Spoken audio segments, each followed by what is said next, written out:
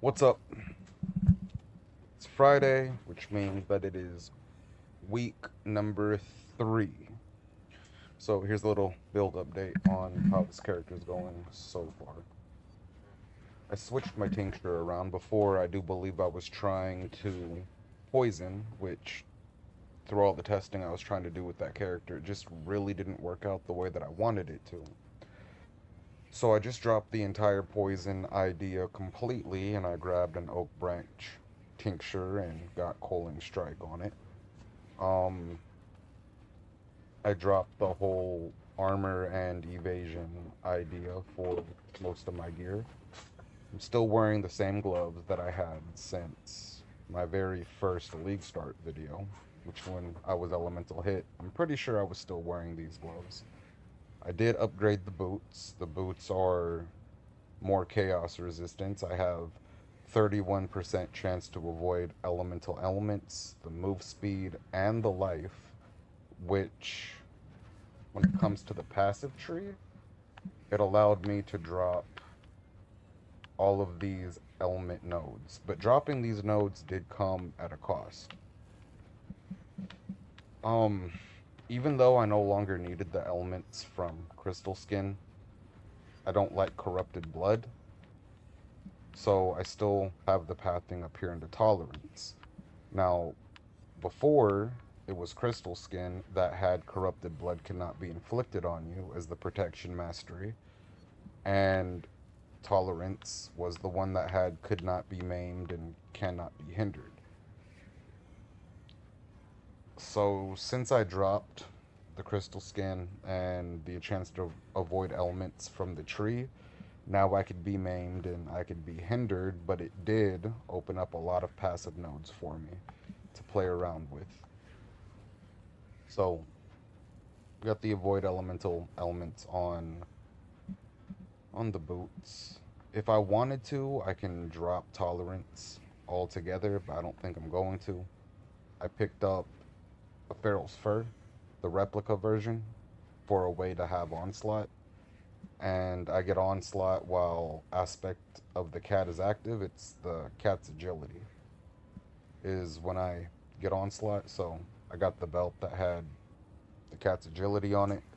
It has cold res, increased elemental damage with attacks, fire res, life. Inside of the belt, I have a Ullman's Gaze, which projectiles have a chance to be able to chain with terrain per searching eye jewel affecting you up to 20%. So the Ullman's is 1. If I come back over here on the passive tree, this searching eye jewel would be 2. This searching eye jewel would be 3. This searching eye jewel would be 4. Now, am I getting the full 20%? No. On my next level, I do plan on specking out of the evasion mastery and taking the 2 nodes and just grabbing this jewel socket, putting in another searching eye jewel. That way I can get the full benefit and the full 20% from Ullman's Gaze, which that 20% does stack with the Ascendancy, which I still think is pretty cool. Um, where's it at? It's right here, Ricochet. So projectiles have a 30% chance to be able to chain when colliding with terrain. Now, that 20 and that 30 makes it a 50% chance to collide with terrain, which is cool because we have projectiles going out, we have projectiles coming back. Um, Barrage of Volley fires out the 10 arrows on the first shot plus the 4 arrows in the straight line, so it's 14 arrows going back. It is also, or going out, it's also 14 arrows coming back. And then we have Sniper's Mark, Sniper's Mark, which projectiles that hit the cursed enemy split towards 4 additional targets.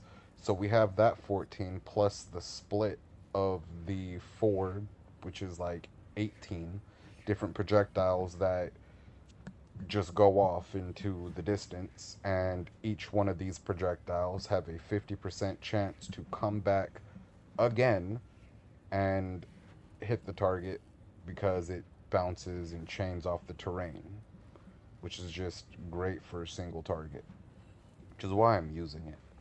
I would like to increase it from 50 to probably even further if I could, but there's a jewel that I'm looking for that doesn't have it. Um, what else did I do with this build since last time? I picked up the Forbidden Flesh and the Forbidden Flame gems. I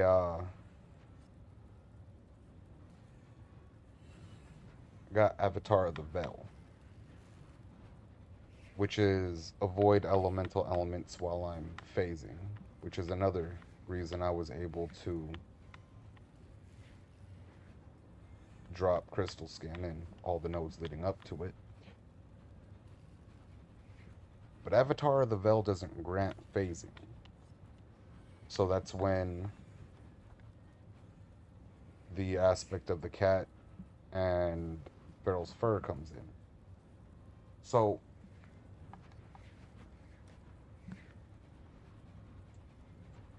I get phasing from the Watcher's Eye. That gives me phasing while I'm affected by haste. So as long as I have haste running, then I will always be phasing. And if I am always phasing, then I always have Avatar of the Veil up, which means that I get all of that extra stuff from elemental elements. I get that 50% chance to avoid elemental elements, plus nearby enemies also have elemental exposure, which is cool since the repathing that I did is into Avatar of Fire, which is way over here. That means that all my damage is converted into one element, and if they get close to me, since I do have point blank, I'm up close in their face fighting, they get fire exposure, which stacks with the elemental penetration that I have from Forces of Nature. It stacks with the elemental penetration that I have from Awakened Fire penetration. It stacks with the penetration that I have from the Anointment, which is Lava Lash, which I think is an extra 3%? 6%. Where's it at? It's over here.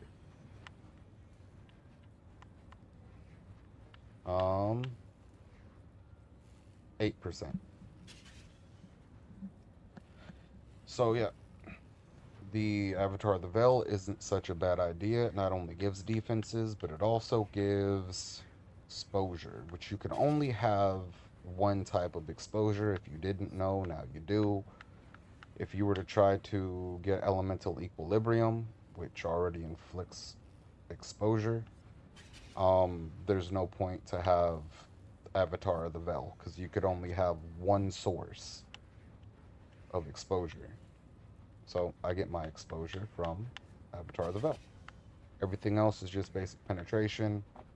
I still have precise technique. I am not a crit build. So as of right now, my accuracy sits at 4,451, while my life is sitting at 4K. Which means that if I wanted to, I still have points left, I'm still leveling. I can take 3 points and add them into Revenge of the Hunted, right?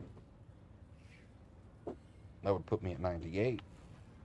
And then my last 2 points could still be this jewel socket if I wanted to do something like that. Or I can go take those 4 points and go do something else with them. I still don't know where I'm going with this build. I still have the idea of poison on my mind with it, so if there's a way for me to try to bring back poison with it, I might, just to see if I can. But yeah, my single target DPS is around 4.3 million with all the projectiles from Barrage, which isn't too bad. I mean, 4 million DPS isn't bad at all. I did get a new bow also. It's T1 Fire, T1 Lightning, T1 Cold. I was lucky enough to find this with the accuracy on it already, since I need the accuracy to be able to play with this keystone. Right here, precise technique. If my accuracy is not higher than my life, then there's no point in getting this keystone.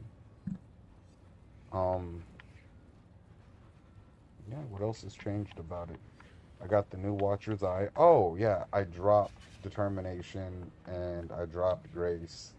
I'm running Vitality, Enlightened, Haste, and Hatred. I think in the last video, if you go back to watch it, you'll see that I have my character spec'd. Where's it at? I'm still spec'd over here. Alright, never mind. Into Charisma. When I didn't need to be. I think before I may have even dropped Charisma because I had 2 small cluster jewels that had reservation cost to Determination and Grace, which made it easier to run with the banner that I was running.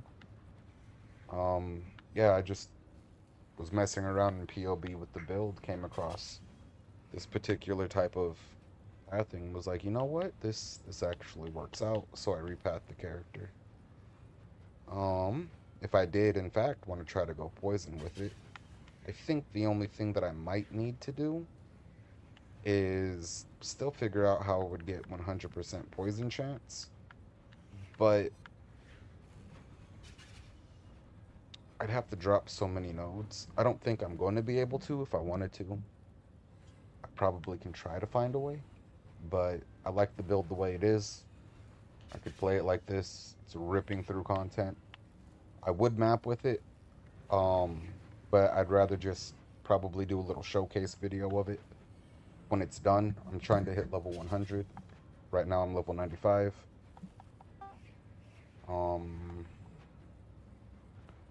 Still using the Astronauts mark. I got the amulet to cap my intelligence. That way I could use all my blue gems since I don't get much intelligence off the tree.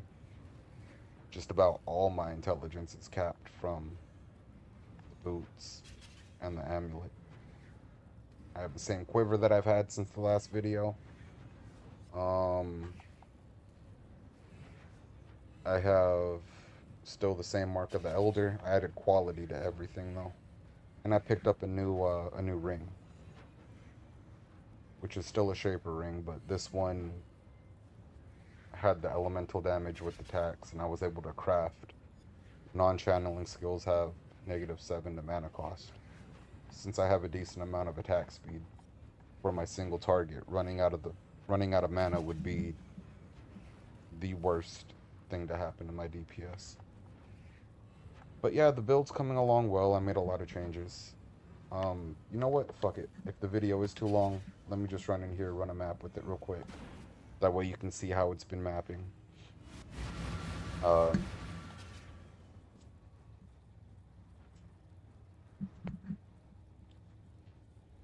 It's pretty decent clear.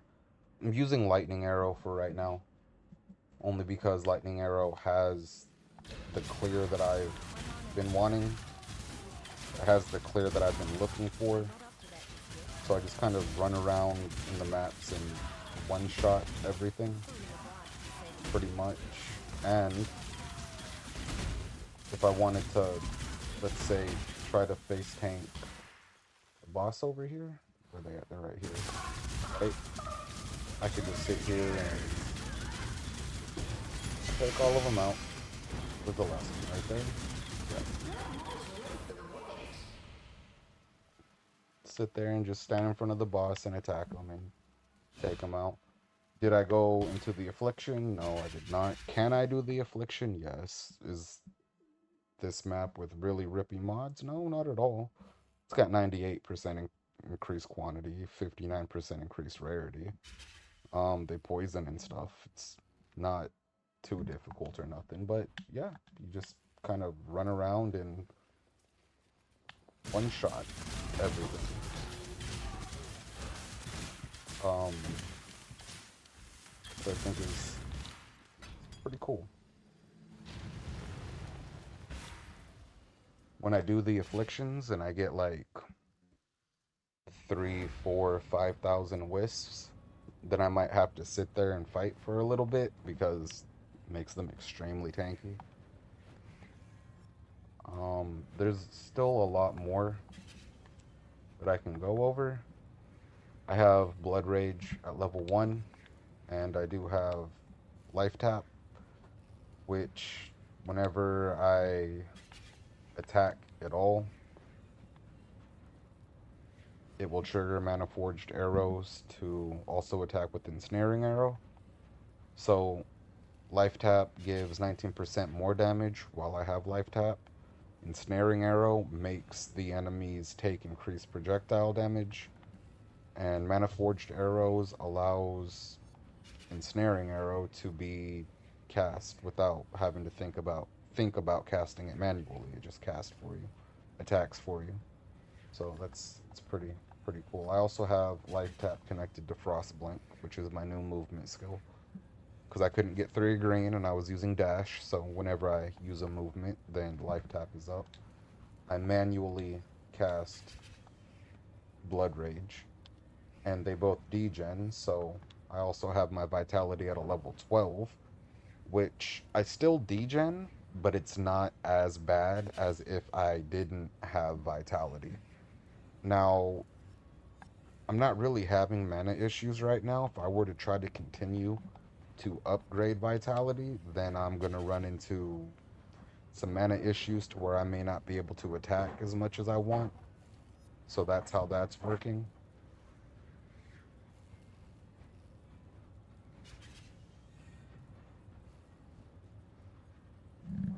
Other than that, the last thing that I need to do is continue to level the character. I do have a leveling strat. I do also want to sit here and listen to the leveling strat, which may be completely boring.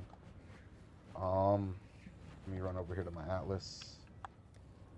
So, there's one mechanic in the game that gives experience, and it gives a lot of experience, and that's through Abyss. Now, let me find the node. It's right here, right? No, that's Abyssal Depths. Did I spec out of it? I did, for some reason. I'm an idiot. Um, anyway. So, it's called Abyssal Army. And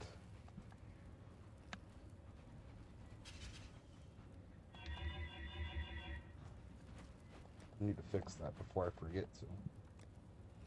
I must have thought that belonged to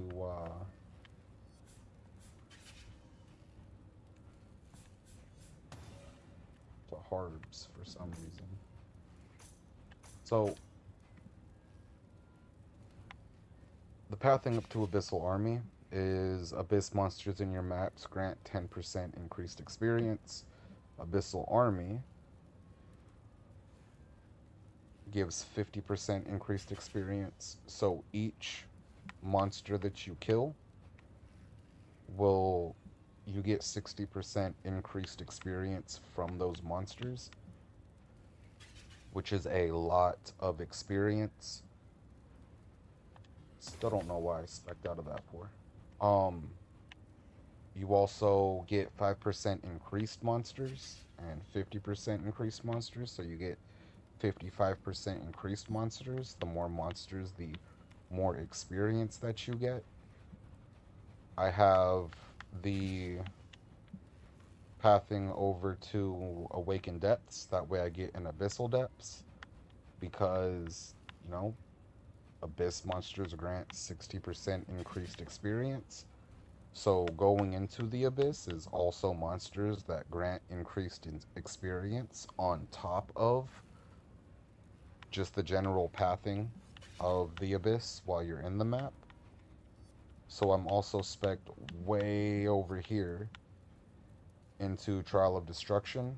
I have 4 pits if it's able to. If it doesn't lead to an abyss, then I will get 4 zones that pop out a bunch of monsters. I think they make them magic and white and just increases the amount of monsters that come out of the abyss. And you know, the more monsters, the more experience. So yesterday I ran a total of what, like 20 20 something maps, and I went from 94 to 95. Not even not even rare maps, just a regular map that I ended up using a transmutation orb on. And if I didn't like the roll on it, if it had like negative suppress or negative resistance, then I'd use an alteration and I would change it until it was something that was easier for me to run. And just by running magic maps, not even a rare map, just magic maps, I leveled from 94 to 95.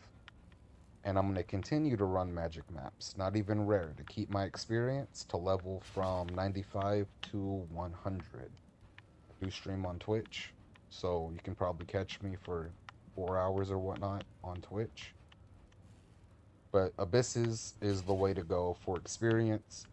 Um, I can say for as many maps as I did run, you can, out of 6 maps, we'll say 7 maps. Okay, so out of 7 maps, if you ran 7 maps, 5 of those will have an abyss in it. There's a chance to where you're gonna run 2 maps. They may even be 2 in a row, and you're not gonna have an abyss, or maybe you missed it. But out of 7 maps, you should get at least 5.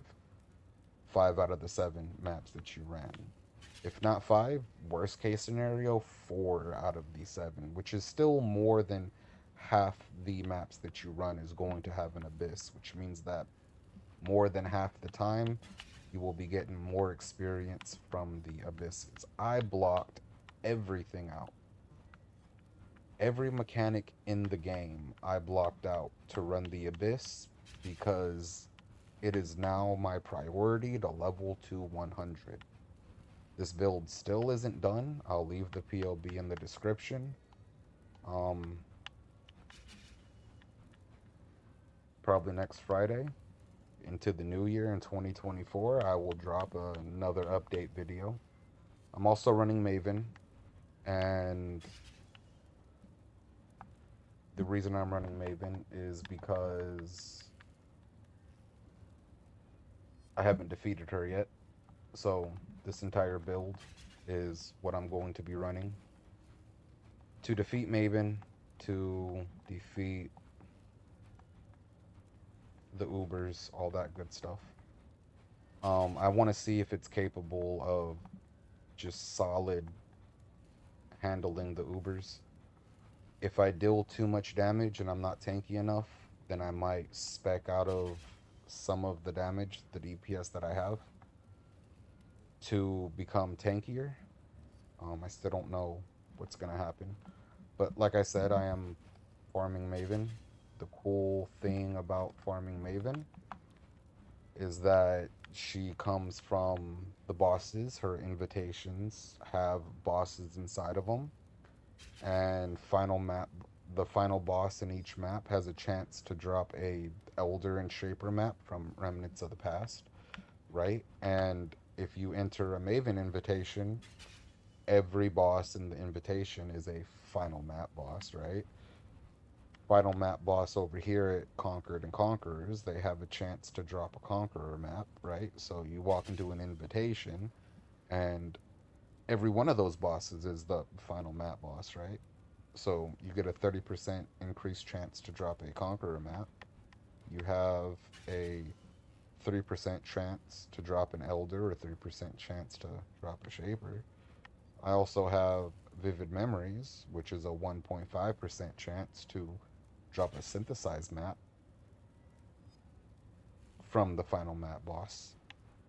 So running Mavens in Abyss right now is giving me more access to Elder, Shaper maps, Conqueror maps, synthesized maps. It's also giving me the experience. I think's pretty cool. So yep, that's just a little update on the build and how it's doing and how I'm leveling it and what exactly I am doing with it to probably even take it farther. The most expensive thing that I have in the build is the bow. The You want the highest elemental damage bow. If you're gonna watch this, be like, that looks like a good idea. No, I'm not finished yet, but I can 100% let you know that if you are gonna try to want to run something like this or mess around with it yourself after watching this video, you want a bow with all three elements on it. You don't want a bow that has physical or chaos as the flat damage. You want fire, you want cold and lightning, and that's all because Avatar of Fire will take the lightning damage, 50% of it, and it makes it fire damage. And then it'll take the cold damage, 50% of that, and make it fire damage. And then you can convert the cold damage with cold to fire, so now you have 100% of the cold damage is now fire damage. And it just results in a bigger hit. It's one element, it's not all three, but it's just a harder hitting. It becomes harder hitting. It's a harder hitting attack after that, is what I was going to say. So, yeah, elemental. Trying to convert physical, I probably wouldn't work the same. Also, probably wouldn't hit as hard. Pretty sure you want an elemental damage. I have the 100% conversion from cold, which if they were to stack together would be like 300 to 700 and something, maybe 800. So it'd be like adds 300 some odd to 800 and some odd fire damage. And then only 50% of the lightning, because I don't feel like grabbing the ring to convert the other half of the lightning. Unless I can find maybe a shaper version of it, I might mess with it. Or an influenced one and start messing with the influence on it. Then I can try doing something like that. But yeah, that's the build. This video went way too long. I apologize. I will see you all probably next Friday, and thank you for keeping up with the Lightning Arrow, Barrage of Volley Fire, Deadeye. Which is mostly just Barrage of Volley Fire. Yeah, anyway, I will see you all in the next video, hopefully.